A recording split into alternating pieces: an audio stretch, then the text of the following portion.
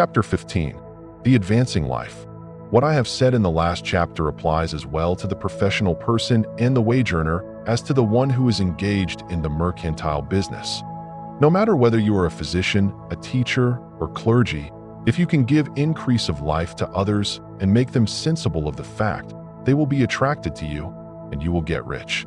The physician who holds the vision of themselves as a great and successful healer and who works toward the complete realization of that vision with faith and purpose, as described in former chapters, will come into such close touch with the source of life that they will be phenomenally successful.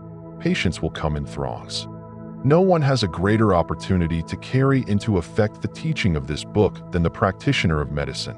It does not matter to which of the various schools he may belong, for the principle of healing is common to all of them and may be reached by all alike. The advancing medical physician, who holds to a clear mental image of themselves as successful and who obeys the laws of faith, purpose, and gratitude, will cure every curable case undertaken, no matter what remedies are used. In the field of religion, the world cries out for clergy who can teach their hearers the true science of abundant life. One who masters the details of the science of getting rich, together with the allied sciences of being well, of being great, and of winning love, and who teaches these details from the pulpit, will never lack for a congregation. This is the gospel that the world needs. It will give increase of life, and people will hear it gladly, and will give liberal support to the person who brings it to them. What is now needed is a demonstration of the science of life from the pulpit. We want preachers who can not only tell us how, but who in their own persons will show us how. We need the preacher who will be rich, healthy, great, and beloved to teach us how to attain these things. And when that person comes, they will find a numerous and loyal following. The same is true of the teacher who can inspire the children with the faith and purpose of the advancing life. They will never be out of a job. And any teacher who has this faith and purpose can give it to their students can't help giving it to them if it is part of their own life and practice. What is true of the teacher, preacher, and physician is true of the lawyer, dentist, realtor, insurance agent, of everybody. The combined mental and personal action I have described is infallible. It can't fail. Every person who follows these instructions steadily, perseveringly, and to the letter will get rich. The law of the increase of life is as mathematically certain in its operation as the law of gravitation. Getting rich is an exact science. The wage earner will find this as true as of any of the others mentioned.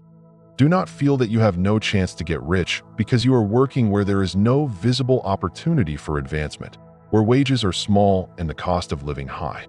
Form your clear mental vision of what you want and begin to act with faith and purpose. Do all the work you can do every day and do each piece of work in a perfectly successful manner. Put the power of success and the purpose to get rich into everything that you do. But do not do this merely with the idea of currying favor with your employer, in the hope that that employer, or those above you, will see your good work and advance you. It is not likely that they will do so. The person who is merely a good worker, filling their place to the very best of their ability, and is satisfied with that, is valuable to their employer. It is not to the employer's interest to promote that worker. That worker is worth more where they are. To secure advancement, something more is necessary than to be too large for your place.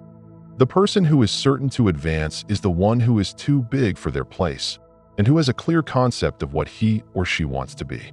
They know that they can become what they want to be and are determined to be what they want to be. Do not try to more than fill your present place with a view to pleasing your employer. Do it with the idea of advancing yourself. Hold the faith and purpose of increase during work hours, after work hours, and before work hours. Hold it in such a way that every person who comes in contact with you, whether foreperson, coworker, or social acquaintance, will feel the power of purpose radiating from you, so that everyone will get the sense of advancement and increase from you. People will be attracted to you, and if there is no possibility for advancement in your present job, you will very soon see an opportunity to take another job.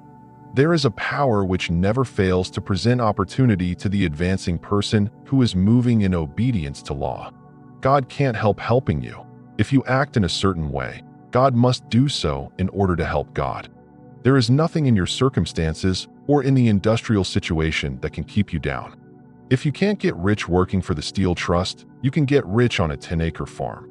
And if you begin to move in a certain way, you will certainly escape from the clutches of the Steel Trust and get onto the farm or wherever else you wish to be.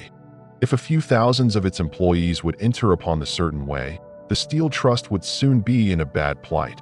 It would have to give its workers more opportunity or go out of business. Nobody has to work for a trust. The trust can keep people in so-called hopeless conditions only so long as there are people who are too ignorant to know of the science of getting rich or too intellectually slothful to practice it.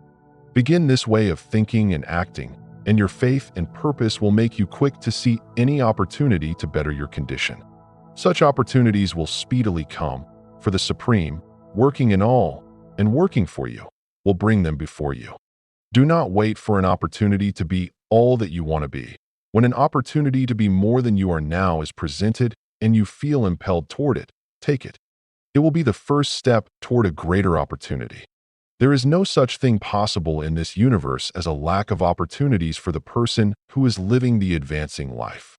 It is inherent in the constitution of the cosmos that all things shall be for them and work together for good, and they must certainly get rich if they act and think in a certain way. So let wage-earning men and women study this book with great care and enter with confidence upon the course of action it prescribes. It will not fail.